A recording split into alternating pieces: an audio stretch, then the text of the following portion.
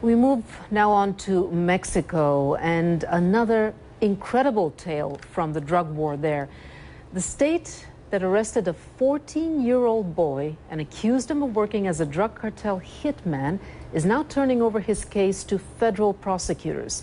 The head of a children's rights organization group points out that the teenager is innocent until proven guilty and that news groups should not have been allowed to take his picture after his capture.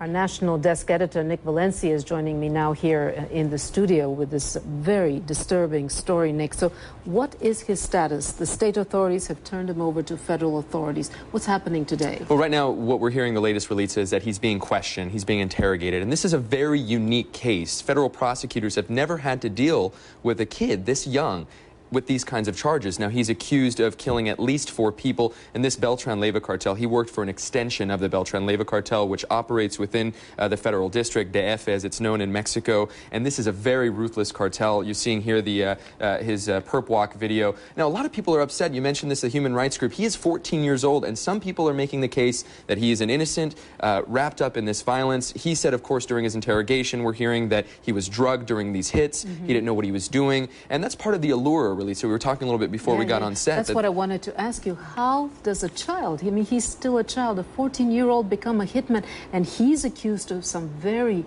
brutal murders and beheadings? Yeah, well, all murders, of course, are grisly. And allegations, of course. But we're told that he got wrapped up in this at 12 years old. You know, his sister as well is known to be a girlfriend of a drug trafficker that may influence him. We don't know. We don't want to speculate. But he's saying that he was wrapped up in this at 12 years old, recruited, offered drugs. And the allure here, this is a part of a grander issue here, Relitza. This is part of social decomposition that's happening in society. Narco-traffickers having a pool of talent, so to speak, to choose from. The allure is there. These drug traffickers are seen as role models. They drive fancy cars. They roll with beautiful women.